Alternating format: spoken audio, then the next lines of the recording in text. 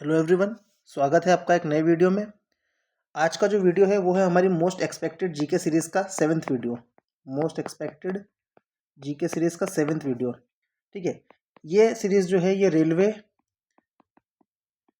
SSC और state exams को focus कर रही है।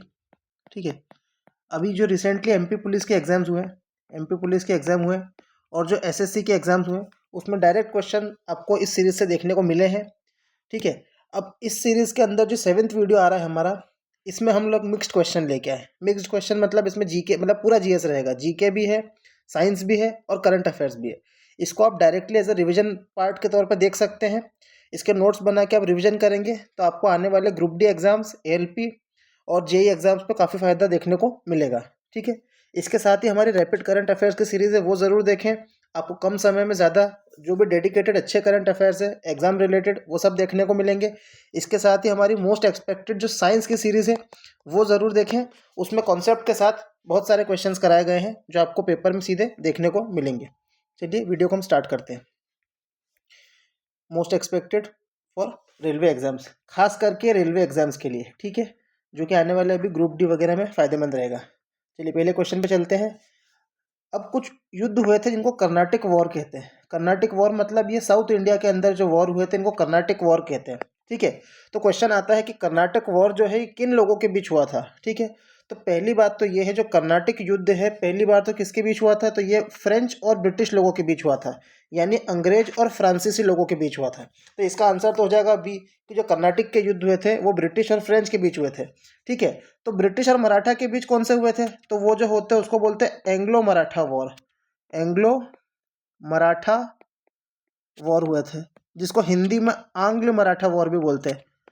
आंग्ल मराठा युद्ध भी कहते हैं, आंग्ल मराठा युद्ध भी कहते हैं। ठीक है, तो इसको ध्यान रखिएगा, ये काफ़ी ज़्यादा इंपॉर्टेंट है। अब इससे जुड़े हुए कुछ पॉइंट है जो मैं बताना चाहूँगा। ठीक है, एक पेज ले लेते हैं।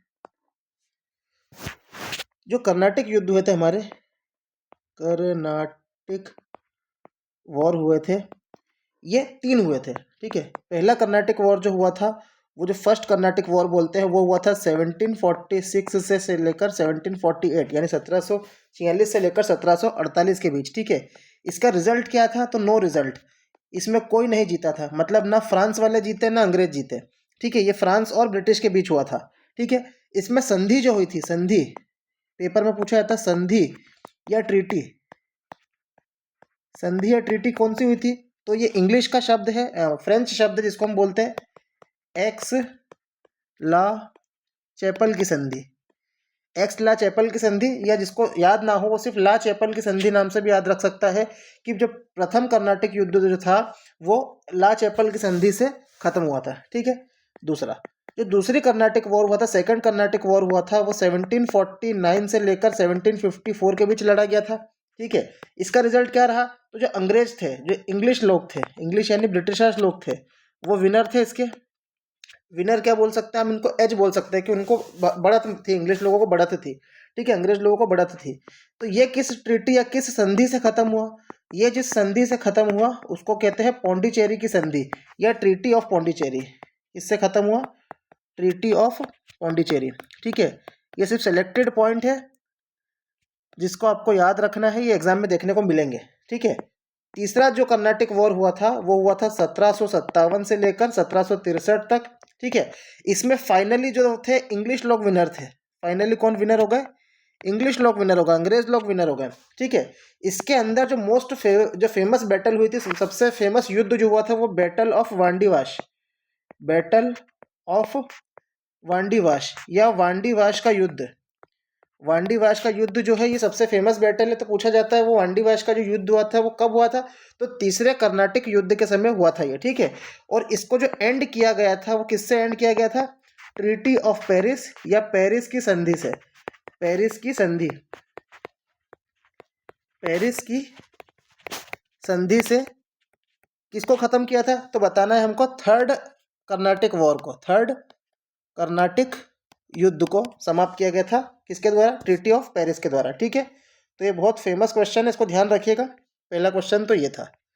ठीक है, अगला, अब अगले क्वेश्चन में बात की जा रही है कि इसका आंसर तो हो गया बी, ठीक है।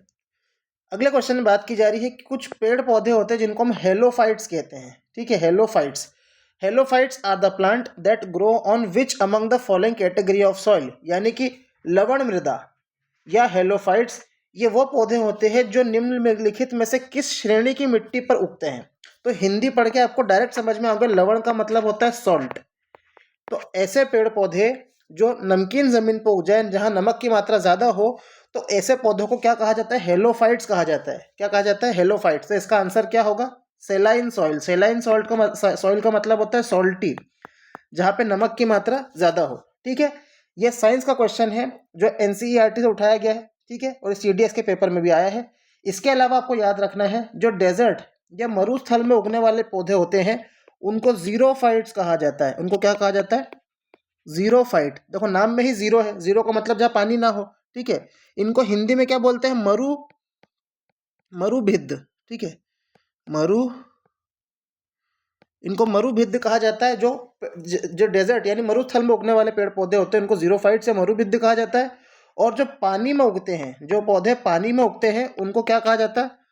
हाइड्रोफाइट्स। उनको क्या कहा जाता है? हाइड्रोफाइट्स। या इनको और क्या कह सकते हैं? जलोभिद्ध। जलोभिद्ध। ऐसे पेड़ पौधे जो पानी में उगते हैं उनको जलोभिद्ध कहा जाता है, ठीक है। तो ये ध्यान रखिएगा, काफ़ी इंपॉर्टेंट है। जो डेजर्ट में उगते हैं और जो पानी में उगते हैं और जो हमारी नमकीन मिट्टी में उगते हैं जहाँ नमक की मात्रा ज़्यादा हो, तो ये 3 प्रकार के पौधे आपको ध्यान रखने हैं, ठीक है। लवणीय मिट्टी इसका आंसर हो जाएगा, ठीक है। अगला सवाल,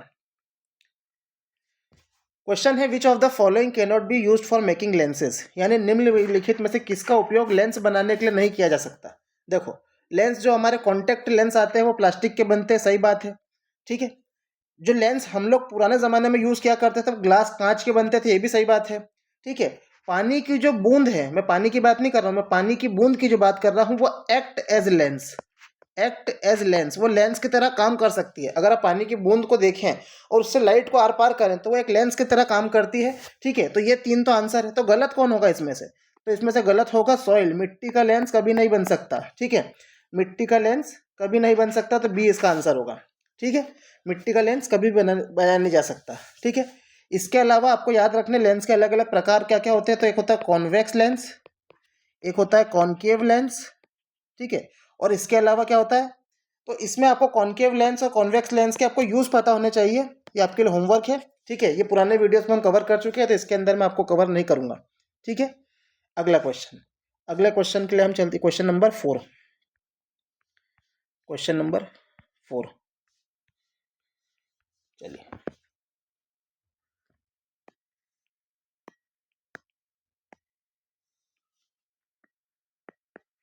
ठीक है। क्वेश्चन नंबर 4 में क्या बोल रहा है? एक लेंस दे रखा है। क्या दे रखा है? एक लेंस दे रखा है, ठीक है, यहीं पे कर लेते हैं। क्वेश्चन नंबर 4 में दे रखा है एक लेंस। अब उसमें क्या बोला? Find the focal length. हमको फोकल लेंथ निकालनी है सेंटीमीटर में, और उस लेंस का नाम बताना है जिसका क्वेश्चन पूछा गया है। तो अभी लेंस भी नहीं पता है कौन सा लेंस है, ठीक है। अब हमको डाटा क्या दिया जा रहा है? बोला जा रहा है कि जो ऑब्जेक्ट है हमारा, जो भी चीज़ है हमारी, उसको लेंस से 24 सेंटीमीटर इन फ्रंट ऑफ रखा जा रहा है, मतलब लेंस से आगे रखा जा रहा है। तो मुझे अभी पता नहीं लेंस कौन सा है, तो थोड़ी देर के लिए मान लेता हूँ ये लेंस है मेरा। अब कौन सा लेंस है मैं नहीं जानता, ठीक है।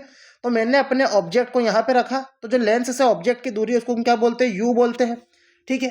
अब आंखें कहाँ होती है हमारी? आंखें यहाँ होती है, आंखें ऐसे देखती है, और ऑब्जेक्ट रखा यहाँ पे, वो लेंस से इस दूरी पर रखा गया है, ठीक है। तो जब दूरी ऑपोजिट रहे तो हम दूरी को क्या लेते हैं? नेगेटिव लेते हैं। तो हमको कितना दे रखा है? 24 सेंटीमीटर दे रखा है ऑब्जेक्ट का डिस्टेंस, जो माइनस में ले लेंगे हम। ये बात समझ में आई। इसके बाद आगे क्या दे रखा है कि एक इन्वर्टेड इमेज बनती है। इन्वर्टेड का मतलब क्या होता है? उल्टी इमेज। याद रखना हमेशा, जब भी उल्टी इमेज बने, है ना, तो याद रखना जब भी इन्वर्टेड इमेज बने तो साथ में वो रियल इमेज भी होगी, यानी असली इमेज बनेगी। और अगर वो रियल इन्वर्टेड ना हो तो वो क्या हो सकती है? या तो वो वर्चुअल इन्वर्टेड भी हो सकती है। वर्चुअल होगी और इन्वर्टेड होगी, यानी वर्चुअल और इरेक्ट होगी, वर्चुअल और इरेक्ट होगी। यानी अगर कोई असली इमेज बन रही है तो वो उल्टी बनेगी, और कोई आभासी या वर्चुअल इमेज बन रही है तो वो सीधी बनेगी, ठीक है, याद रखना। तो क्वेश्चन में बोला जा रहा है एक इन्वर्टेड इमेज बन रही है। कहाँ बन रही है? तो ये क्वेश्चन में दिया है is obtained 12 centimetre behind it, यानी इस मिरर के 12 सेंटीमीटर दूर हमको क्या मिल रही, इमेज। तो जो इमेज का डिस्टेंस होता है उसको क्या बोलते हैं, वी बोलते हैं। अब देखो आंखें कहाँ पर है, यहाँ पर है, और इमेज का डिस्टेंस कहाँ है, इस तरफ है, दोनों एक ही डायरेक्शन में जा रहे हैं। जब एक ही डायरेक्शन में जाएंगे तो इनको क्या लेंगे, हम प्लस लेंगे। तो प्लस में कितना दिया है, 12 सेंटीमीटर। ठीक है, अब आगे, अब हमें याद रखना है जब जब हमारे लेंस का फॉर्मूला है तो हम क्या लगाते हैं, लेंस फॉर्मूला लगाते हैं। क्या लगाते हैं, लेंस फॉर्मूला लगाते हैं। तो लेंस फॉर्मूला के डायरेक्ट पेपर में आया हुआ है 1/f बराबर 1/v माइनस 1/u। ठीक है, लेंस फॉर्मूले में हम डाटा को रखेंगे तो हमें फोकल लेंथ पता चलेगी। तो फोकल लेंथ कैसे निकालेंगे, 1/v, बीच में माइनस का साइन, फिर 1/u की वैल्यू कितनी दी है, माइनस का 24, तो माइनस का 24 यहाँ रखेंगे। ठीक है, समझ में आई। जब इसको सॉल्व कर लोगे आप, तो जब माइनस माइनस से आगे प्लस हो जाएगा, एलसीएम ले लोगे, तो हमारा जो फाइनल आंसर बनेगा वो कुछ ऐसा दिखाई देगा। ठीक है, इसको जब सॉल्व करेंगे आगे तो ये 3/24 दिखाई देगा, जिसको हम काटेंगे तो ये 1/8 दिखाई देगा। अब 1/f की वैल्यू 1/8 है, तो f की वैल्यू कितनी हो जाएगी, 8 सेंटीमीटर हो जाएगी। देखो f कैसा दिखाई दे रहा है, f दिखाई दे रहा है हमको प्लस का, f हमको कैसा दिखाई दे रहा है, प्लस का। ठीक है, तो पहली बात, इसका आंसर ना ये हो सकता है ना ये आंसर हो सकता है। ठीक है, फोकल लेंथ हमको पता चल गई 8 सेंटीमीटर है। अब हमको ये बताना है कि लेंस कॉनकेव है या कॉन्वेक्स है। ठीक है, तो एक बात दिमाग में अच्छे से डाल लेना, नोट, या नोट करके लिख रहा हूँ। ठीक है, क्वेश्चन में अपने क्या दे रखा है, एक तो इमेज इन्वर्टेड बन रही है। ठीक है, याद रखना जब कॉनकेव लेंस होता है, कॉनकेव लेंस होता है, तो इमेज हमेशा हमेशा वर्चुअल यानी आभासी आभासी बनेगी। और याद रखना जब वर्चुअल बनेगी तो वर्चुअल के साथ में हमेशा कैसी बनती है, इरेक्ट। इरेक्ट यानी सीधी। इरेक्ट का मतलब क्या होता है, सीधी। तो जब कॉनकेव लेंस होगा तो हमेशा ऑलवेज वर्चुअल और इरेक्ट बनेगी, यानी आभासी और सीधी बनेगी। अब क्वेश्चन में कैसी इमेज बन रही है, क्वेश्चन में हमको कैसी इमेज बन रही है, लाल कलर से यूज करता हूं। क्वेश्चन में हमारे को इन्वर्टेड इमेज दे रहे, इन्वर्टेड का मतलब होता है उल्टी, तो कॉनकेव लेंस में तो कभी बन ही नहीं सकती। तो इसका आंसर ये हो जाएगा, ये ऑप्शन कट जाएगा। ठीक है, तो आंसर क्या हो जाएगा, ये लेंस कैसा है हमारा, कॉन्वेक्स लेंस है, तो आंसर क्या आ जाएगा, फोकल लेंथ 8 और कॉन्वेक्स लेंस है ये। ठीक है, ध्यान रखना कॉनकेव लेंस में हमेशा वर्चुअल इरेक्ट बनेगी, और कॉन्वेक्स के अंदर वो कैसी भी बन सकती है, उसके अंदर दोनों केस पॉसिबल है, लेकिन कॉनकेव के अंदर सिर्फ एक ही केस पॉसिबल है। ठीक है, ध्यान रखना, ये एसएससी के साइंटिफिक असिस्टेंट वाले क्वेश्चन पेपर में आ चुका है। ठीक है, ये हिंदी में भी दे रखा है, आप इसको देख सकते हैं। चलिए अगले क्वेश्चन पे चलते हैं। अगला क्वेश्चन है अमेंडमेंट से रिलेटेड। कुछ सेलेक्टेड अमेंडमेंट है जो बार बार रिपीट करके पूछता है, तो उसी से जुड़ा क्वेश्चन है। ठीक है, अमेंडमेंट से रिलेटेड एक अलग वीडियो लाया जाएगा जिसके अंदर सारे अमेंडमेंट कवर होंगे, अभी सिर्फ क्वेश्चन को देख रहे हैं हम। ठीक है, सीजीएल में आया ये, बोला जा रहा है which amendment to the constitution of India added a new subject in the union list called taxes on services, यानी भारतीय संविधान में किस संशोधन ने संघ सूची में सेवाओं पर कर नामक एक नया नियम जोड़ा। देखो, हम जब भी होटल वगैरह में खाना खाने जाते हैं तो पहले पुराने ज़माने में, मतलब कुछ साल पहले तक सर्विस टैक्स मिलता था हमको। क्या देखने को मिलता था, सर्विस टैक्स। सर्विस टैक्स नाम से एक टैक्स जोड़ा जाता था। तो जो सर्विस टैक्स है वो कब जोड़ा गया था, हमको ये पूछा है। ठीक है, तो सर्विस टैक्स जो है वो 88 कॉन्स्टिट्यूशन अमेंडमेंट, यानी 88वां जो संविधान संशोधन था, जो कि कब हुआ था, 2003 में हुआ था। 2003 में इससे सर्विस टैक्स को जोड़ा गया था।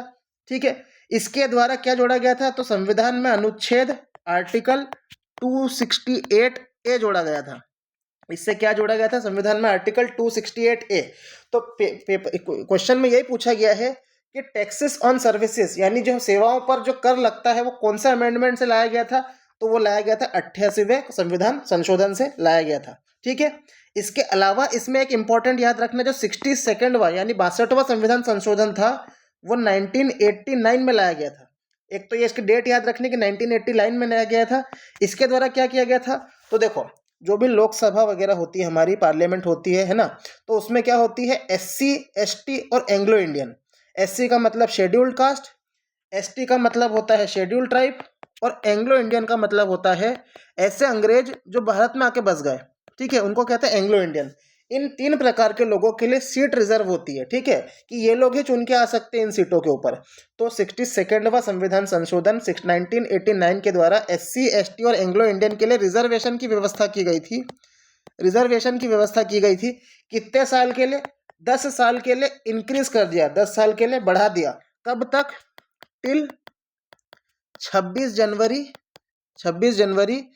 2000 तक, 26 जनवरी 2000 तक 10 साल के लिए SC ST और एंग्लो इंडियन के लिए रिजर्वेशन की व्यवस्था की गई 62वें संशोधन 1989 के द्वारा, ठीक है। तो ये क्वेश्चन यहाँ पे समाप्त हुआ। इन दोनों पॉइंट्स को आपको ध्यान रखना है, ठीक है। अगला क्वेश्चन, एक किताब आई थी जो किताब के लेखक थे रूडयार्ड किपलिंग। पहला क्वेश्चन तो यही पूछा जाता है कि रूडयार्ड किपलिंग ने एक किताब लिखी थी जिसका नाम है जंगल बुक। तो पूछा जा सकता है जंगल बुक किसने लिखी थी? तो रूडयार्ड किपलिंग ने लिखी थी। पहली बात तो ये है, जंगल बुक के अंदर कौन से जंगल के बारे में बताया गया है, ठीक है। तो जंगल बुक के अंदर जो जंगल बनाया गया है वो एक नेशनल पार्क है, और वो कौन सा नेशनल पार्क है? वो पेंच नेशनल पार्क है। वो कौन सा नेशनल पार्क है? पेंच नेशनल पार्क। पेंच नेशनल पार्क कहाँ पे? MP में है, ठीक है। पहली बात तो याद रखनी। दूसरा, जंगल बुक का जो मेन कैरेक्टर कौन था? मोगली। जंगल बुक का मेन कैरेक्टर कौन था? मोगली। तो ये भी ध्यान रखना है कि मोगली नाम का कैरेक्टर था, ठीक है। इसके अलावा ये जो दे रखे हैं Panna national park, Kanha national park और बांधवगढ़ नेशनल पार्क, इनके आपको स्टेट बताने होमवर्क में, ठीक है। ये कौन से स्टेट्स हैं आपको बताना है, ठीक है। ये बहुत इंपॉर्टेंट क्वेश्चन है, ये पेपर में आएगा। हिंदी में भी दे रखा है, पेंच नेशनल पार्क इसका आंसर है, ठीक है। अगला क्वेश्चन जो है ये बोटेनिकल नेम से जुड़ा हुआ है, ठीक है। बोटेनिकल नेम का मतलब होता है वनस्पतिक नाम। तो ये अलग अलग नाम, चीज़ों के अलग अलग नाम होते हैं। हम सारे नाम याद नहीं कर सकते, लेकिन हमको कुछ गिनी चुनी चीज़ों के हमको बोटेनिकल नाम पता होना चाहिए, ठीक है।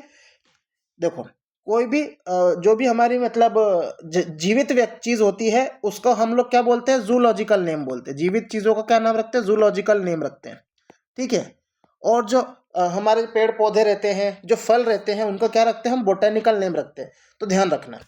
चलो, तो क्वेश्चन में पूछा है what is the botanical name of mango. तो देखो, मैंगो के नाम में क्या है? MANG, मैंग, ठीक है। तो मैंगो जो है वो किससे बना है? मैंगीफेरा इंडिका से। मैंगो का बोटेनिकल नेम क्या है? Mangifera indica. देखो, नाम में ही मैंगो है, मैंगी है ना, तो मैंगीफेरा इंडिका, ठीक है। इसके अलावा अपने को क्या याद रखना है? एक नीम होता है, नीम का पौधा जो होता है, नीम का पेड़ जो होता है, ठीक है, इसका बोटेनिकल नेम क्या है? तो देखो, ट्रिक ऐसा याद रखना कि नीम के पेड़ के नीचे हमारे जो भी फ्रीडम फाइटर होते थे जिनने हमको आज़ादी दिलाई, वो लोग बैठ के मीटिंग किया करते थे, है ना। तो इंडिया की आज़ादी कहाँ से हुई थी? नीम से शुरुआत हुई थी। तो इसका जो बोटेनिकल नेम है वो क्या? आज़ादी रचता। आज़ादी रचता इंडिका। देखो, इंडिका का मतलब क्या होता है? इंडिया। और आज़ादी रास्ता नाम से याद कर सकते हो कि आज़ादी की जो प्लानिंग करते थे हमारे जो फ्रीडम फाइटर थे, वो नीम के पेड़ के नीचे बैठ के करते थे। तो नीम का बोटेनिकल नेम क्या हो गया? आज़ादी रास्ता इंडिका। इसके अलावा जो पीकॉक होता है, पीकॉक का मतलब क्या होता है? मोर, हमारा राष्ट्रीय पक्षी है, ठीक है। जो मोर जो होता है इसका जूलॉजिकल नेम होता है, इसका बोटेनिकल नेम नहीं होता, क्योंकि जीवित चीज़ है ये, ठीक है। तो पीकॉक का जो हमारा जूलॉजिकल नेम होता है वो होता है पावो क्रिस्टेटस। ये इंग्लिश में ही नाम याद रखना है, पावो क्रिस्टेटस, ठीक है। इसके अलावा आपको डॉग, कैट, ठीक है, और लायन के भी जूलॉजिकल नेम होमवर्क में ध्यान रखने हैं, ठीक है। तो इसको होमवर्क में आपको करना है और कमेंट सेक्शन में करके जरूर बताना है, ठीक है। चलिए, ये क्वेश्चन भी खत्म होता है। आंसर क्या हो जाएगा? मैंगीफेरा इंडिका, ठीक है। अगला क्वेश्चन जो है बायो से रिलेटेड है, और इस क्वेश्चन का मतलब हर बार कुछ ना कुछ इस क्वेश्चन से रिलेटेड चीजें आई है, ठीक है। तो देखो, क्वेश्चन है which organ in the human body regulates the sugar content in the blood. देखो, हम जो खाना खाते हैं ना, तो जो खाना है अल्टीमेटली जो हमारा फूड है, वो अल्टीमेटली किस में कन्वर्ट होता है? शुगर में कन्वर्ट होता है। और शुगर हमको क्या देती है? एनर्जी देती है, ठीक है। पहली बात तो समझ में आई। अब ये शुगर या तो ब्लड में कम हो सकती है या तो ब्लड में ज़्यादा हो सकती है, ठीक है। जब शुगर ब्लड में क्या हो जाए? इंक्रीज हो जाए, ज़्यादा हो जाए, और शुगर ब्लड में क्या हो जाए? कम हो जाए, तो अलग अलग चीज़ें होती है। जब शुगर ब्लड में बढ़ने लगती है तो क्या होता है? हमारा एक ऑर्गन होता है, हमारा एक कोशिकांग होता है, ठीक है। हमारा एक अंग होता है जो क्या करता है? उस शुगर को कंट्रोल करता है। उस शुगर को क्या करता है? शक्कर की मात्रा को नियंत्रित करता है। तो शक्कर की मात्रा को कौन नियंत्रित करता है? पहली बात तो हमको याद रखना है कि पेनक्रियास नाम का ऑर्गन जो होता है, पेनक्रियास को हम लोग क्या कहते हैं, अग्नाशय भी बोलते हैं। पेनक्रियास को हम क्या बोलते हैं, अग्नाशय भी बोलते हैं। ठीक है, तो ये क्या करता है, शक्कर की मात्रा जो होता है हमारे शरीर में कम करता है। अब कैसे कम करता है समझो, इसका आंसर तो कर दिया पेनक्रियास। अब देखो, जब हमारे खून में शक्कर की मात्रा बढ़ जाती है तो पेनक्रियास जो होता है एक हार्मोन को बनाता है, एक हार्मोन बनाता है जिसको हम क्या कहते हैं, इंसुलिन कहते हैं। क्या कहते हैं हम, इंसुलिन।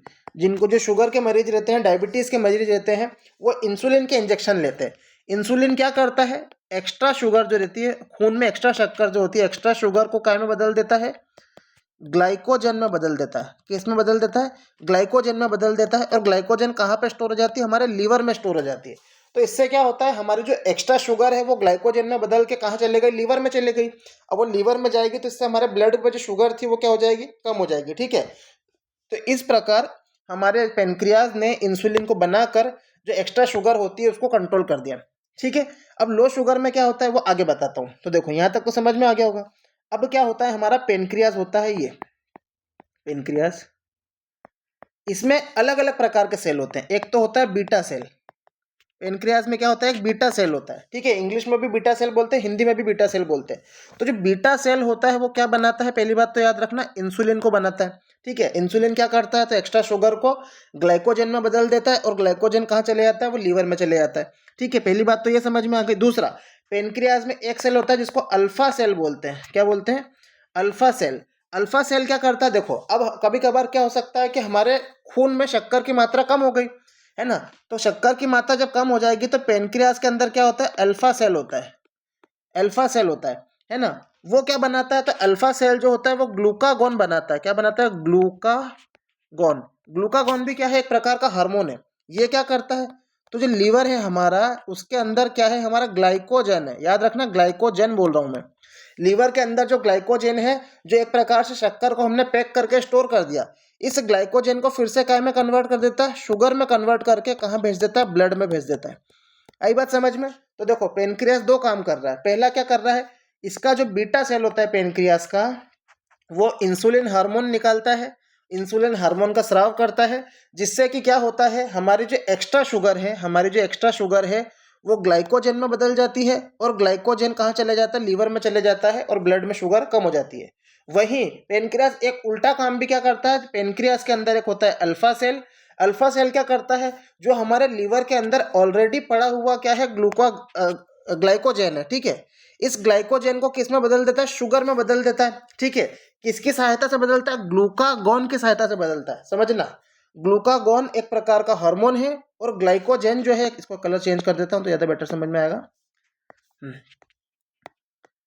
ठीक है, इंसुलिन एक प्रकार का हार्मोन है, ग्लूकागॉन एक प्रकार का हार्मोन है। ठीक है, और ये ग्लाइकोजन जो होता है ये स्टोर्ड फॉर्म ऑफ शुगर है, यानी हम हमारे ब्लड जो में जो शुगर एक्स्ट्रा रहती है उसको पैक करके लीवर में जो फेंक देता है उसको ग्लाइकोजन बोलते हैं। ठीक है, तो इसका आंसर क्या हो गया, ब्लड को अंदर शुगर को कौन रेगुलेट करता है, पेनक्रियास रेगुलेट करता है।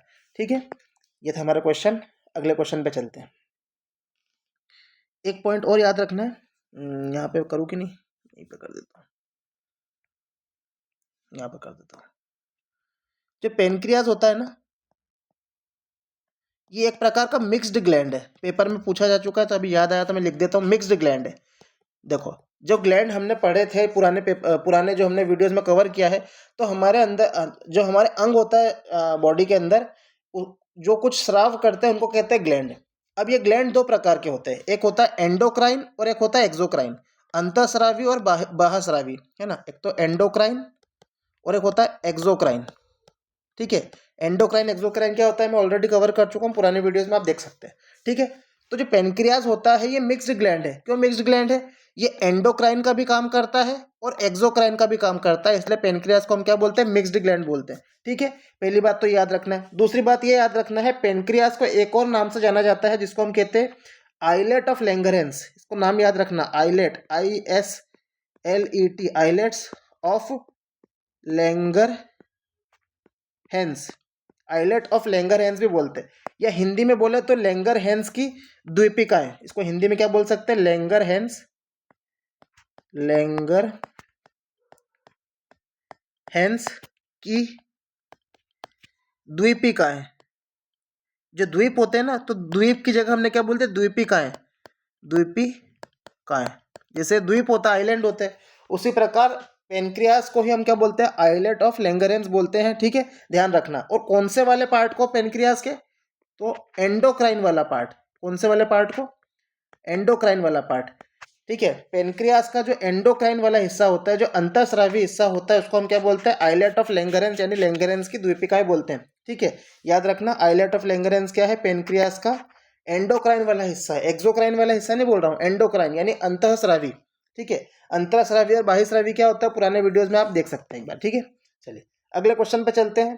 देखो अगला क्वेश्चन है बुद्धा से जुड़ा हुआ। ठीक है, बुद्धा की लाइफ में अलग अलग स्टेज आए थे, अलग अलग वो मतलब स्टेजेस में उनकी लाइफ समाप्त हुई थी।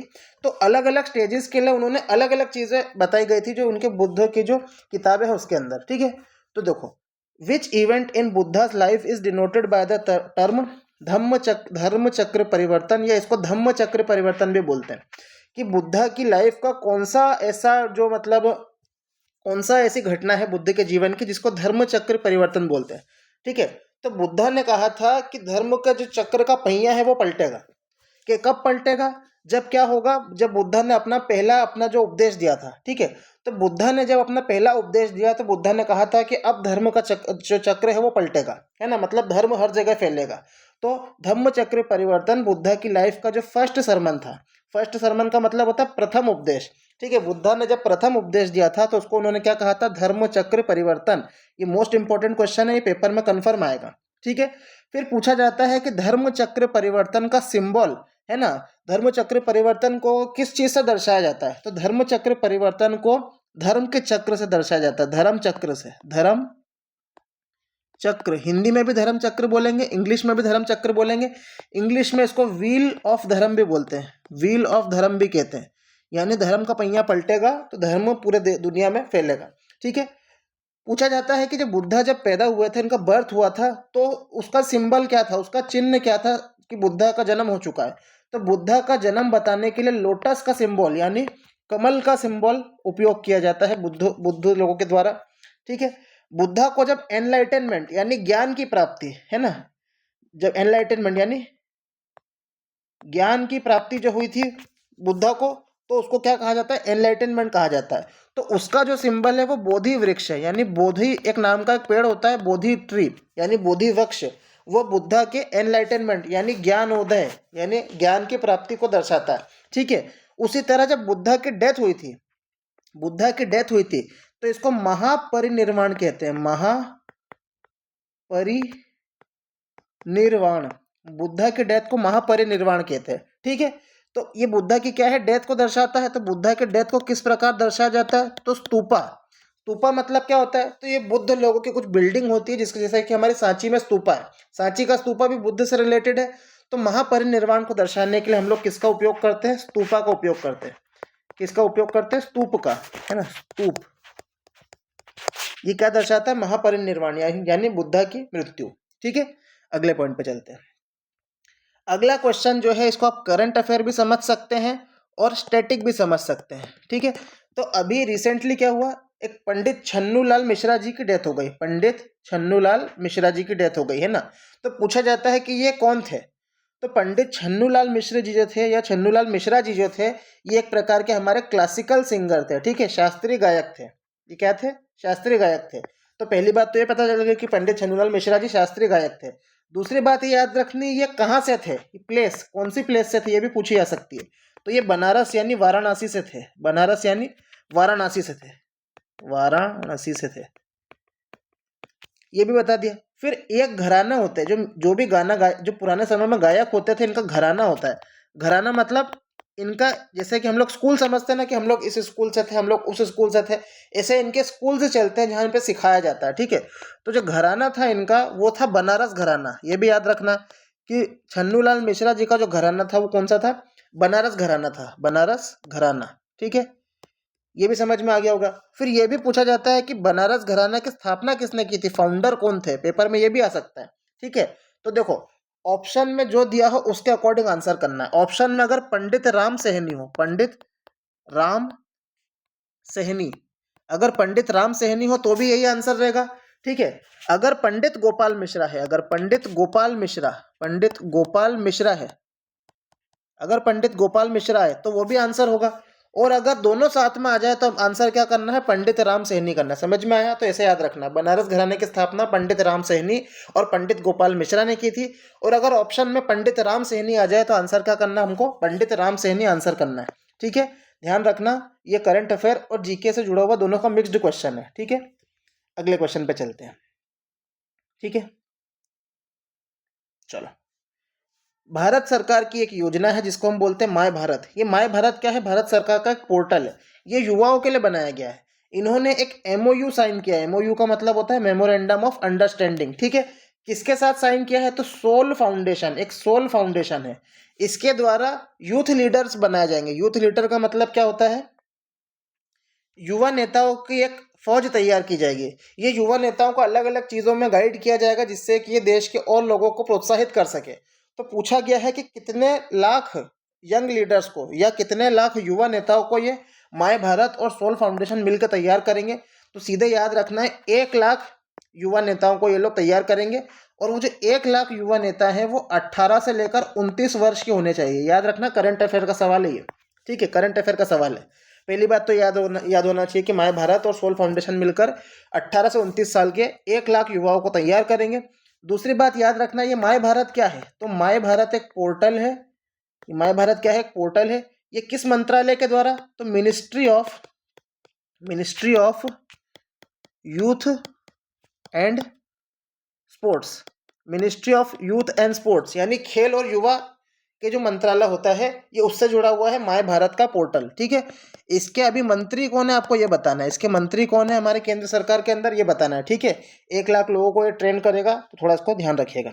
ठीक है, इसके अलावा एक बात और याद रखना, इस सोल, जो सोल लिखा है, सोल क्या है, तो इसका फुल फॉर्म पूछ सकता है अगर एनटीपीसी वगैरह का एग्जाम होगा। ये खास एनटीपीसी के लिए रखना, ये ग्रुप डी में नहीं पूछेगा। ठीक है, ये नीचे वाला, ये एनटीपीसी में पूछ सकता है कि सोल का मतलब क्या है, तो सोल का मतलब है school of ultimate leadership foundation,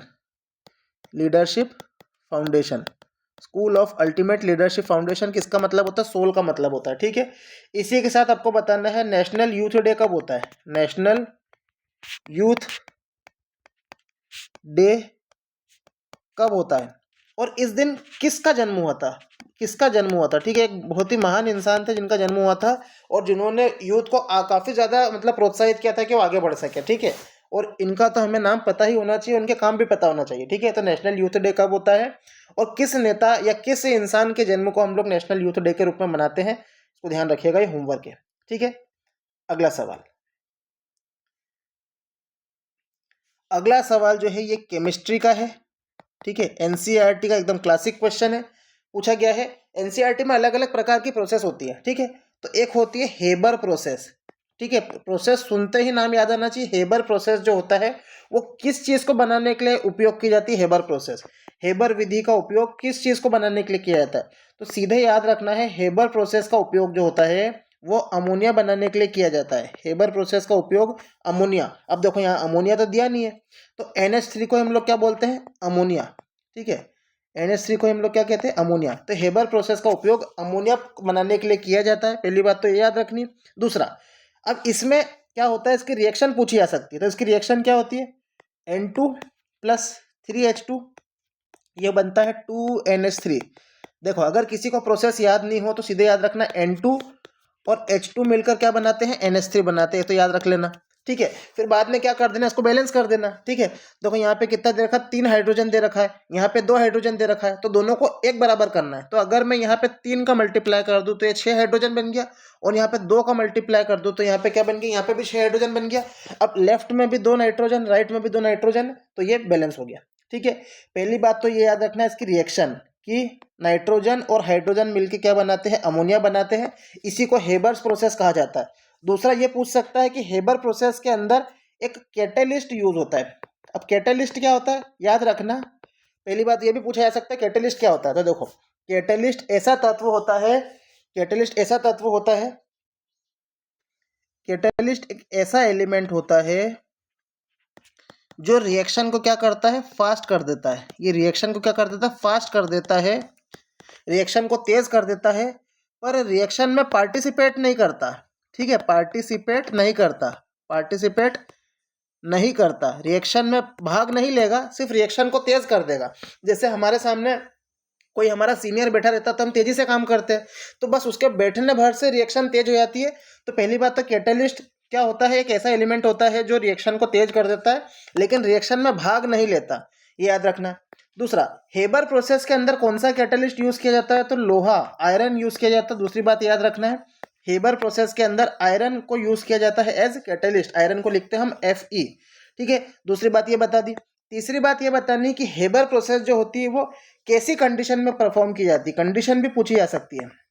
तो देखो, हेबर प्रोसेस की कंडीशन ये होती है कुछ कि एक तो प्रेशर जो है, प्रेशर यानी दाब, प्रेशर कितना होना चाहिए, 200 ATM, 200 एटमॉस्फेयर प्रेशर की इकाई होती है, एटमॉस्फेयर। प्रेशर की एक और इकाई भी होती है, बार भी होती है, याद रखना, ठीक है। और प्रेशर की एक और इकाई भी होती है, इसको टॉर बोलते हैं, टॉर, टॉर का मतलब होता है टोरिसेली।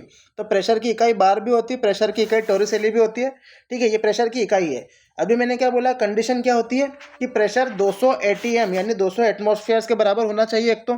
इसके अलावा जो टेम्परेचर है वो 400 से 500 डिग्री यानी वेरी हाई टेम्परेचर भी होना चाहिए, किसके लिए, हेबर विधि के लिए, ठीक है।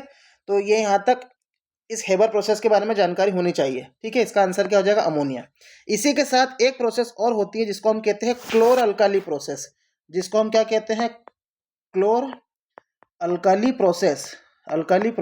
इंग्लिश में भी क्लोर अल्काली बोलते हैं, हिंदी में भी क्लोर अल्काली बोलते हैं। इस प्रोसेस से एक क्वेश्चन आने वाले एग्जाम में कंफर्म आएगा। क्लोर अल्काली प्रोसेस पहली बात होती क्या है, ठीक है। तो क्लोर अल्काली प्रोसेस जो होती है, जो हमारा नमक का पानी होता है, नमक के पानी को हम क्या कहते हैं, ब्राइन। ब्राइन क्या होता है, सॉल्ट प्लस वाटर, जो हमारा नमक होता है प्लस वाटर होता है, इसको हम बोलते हैं ब्राइन। तो जो ब्राइन का हम क्या कराते हैं, विखंडन करते हैं। विखंडन यानी डीकम्पोजिशन, इलेक्ट्रोलिटिक डीकम्पोजिशन, यानी हम लोग नमक के पानी में से बिजली पास करेंगे तो हमारा नमक का पानी अलग अलग विभिन्न चीज़ों में टूट जाएगा। इसको इलेक्ट्रोलिटिक डीकम्पोजिशन भी बोलते हैं या विद्युत विखंडन भी बोलते हैं, ठीक है, विखंडन, ठीक है। तो जो नमक का पानी या ब्राइन होता है, ये भी पूछा जा चुका पेपर में, नमक का पानी किसको बोलते हैं, ब्राइन को बोलते हैं। तो जो विद्युत विखंडन होता है इसी को हम क्या कहते हैं, क्लोर अल्कली प्रोसेस बोलते हैं। पहली बात तो याद रखना, क्लोर अल्कली प्रोसेस कहते हैं, ठीक है। इसके अलावा क्लोर अल्कली प्रोसेस में क्या क्या याद रखना, प्रोडक्ट क्या क्या बनते हैं, ठीक है, प्रोडक्ट।